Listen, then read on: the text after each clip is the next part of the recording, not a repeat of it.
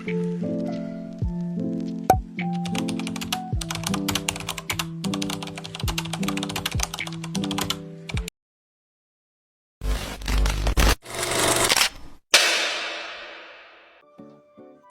semuanya, perkenalkan nama saya Inosensia Griselda Divianadu dari kelas 10K SMA Santo Franciscus Xaverius Ruteng. Jadi pada kali ini saya akan membuat penjelasan materi tentang sistem pertahanan dan keamanan negara Indonesia. Langsung saja kita mulai penjelasannya. Yang pertama, pengertian dari sistem pertahanan dan keamanan rakyat semesta atau SISHAN-Kamrata. SISHAN-Kamrata adalah sistem pertahanan yang melibatkan seluruh komponen bangsa, termasuk rakyat, wilayah, dan sumber daya nasional. Sistem ini bertujuan untuk menjaga kedaulatan negara, keutuhan wilayah, serta keselamatan bangsa dari ancaman luar maupun dalam negeri. Yang kedua, ada dasar hukum pertahanan dan keamanan.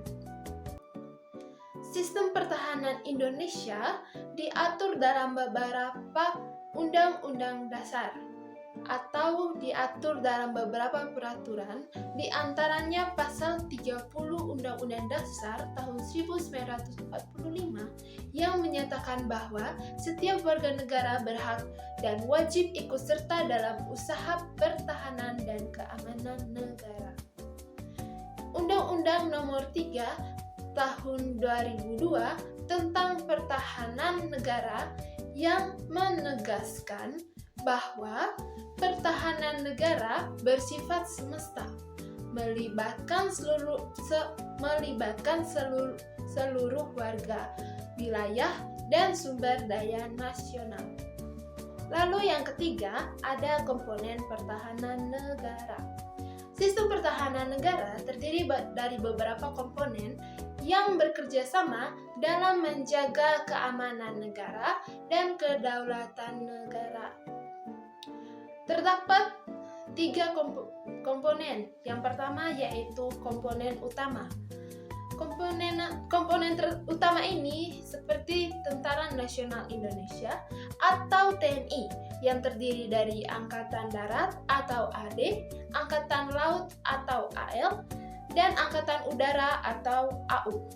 Tugas utama TNI adalah melindungi negara dari ancaman militer dan menjaga kedaulatan NKRI. Yang kedua adalah komponen cadangan. Warga negara yang telah mendapatkan pelatihan dan bisa dikerahkan untuk membantu pertahanan negara saat dibutuhkan. Contohnya resismen mahasiswa atau MENWA, komponen cadangan atau KOMCAT, serta organisasi bela negara. Komponen yang ketiga yaitu komponen pendukung, lembaga pemerintah, organisasi masyarakat, serta industri yang berperan dalam mendukung pertahanan negara. Contohnya seperti Badan Nasional Penanggulangan Terorisme atau BNPT, industri pertahanan seperti PT Pindad dan PT PAL, serta masyarakat umum yang berkontribusi dalam keamanan lingkungan.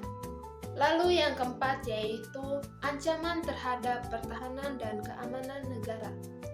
Ancaman ini dibagi menjadi 2 bagian, yaitu ancaman militer dan ancaman non-militer. Yang pertama yaitu ancaman militer, seperti serangan dari negara lain atau agresi, terorisme bersenjata, dan pemberontakan dalam negeri. Yang kedua yaitu ancaman non-militer, seperti ancaman ekonomi, yaitu perang dagang dan ketergantungan impor. Ancaman siber, yaitu peretasan, pencurian data negara.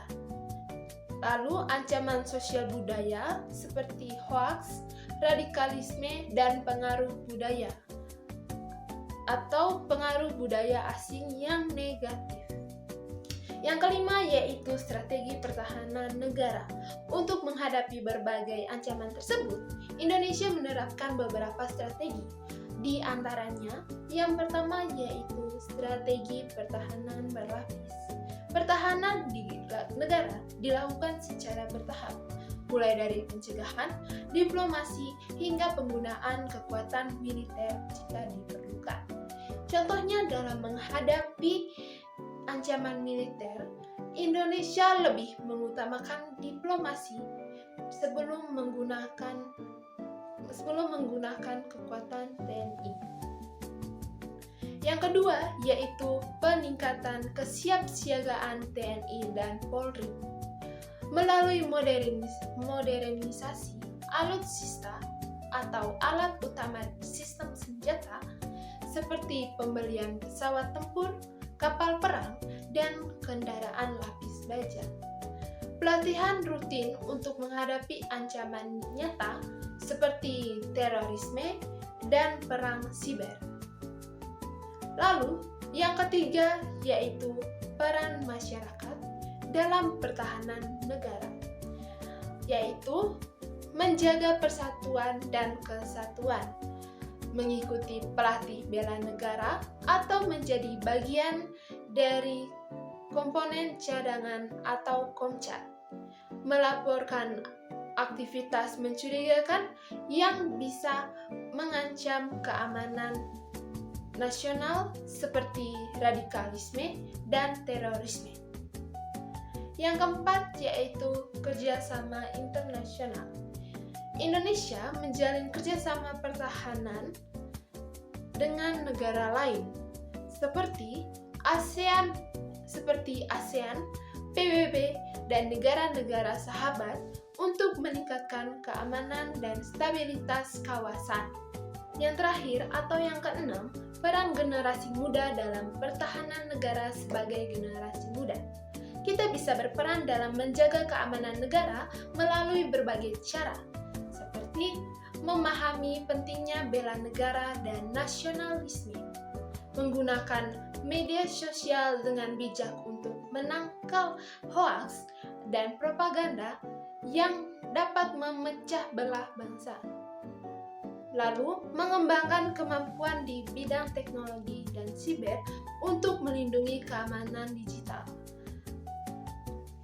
Lalu, berpartisipasi dalam kegiatan sosial yang mempererat persatuan bangsa, seperti gotong royong, organisasi kepemudaan, dan kegiatan bela negara.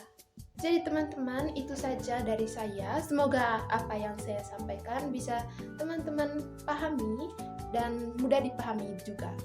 Terima kasih. Oh wow!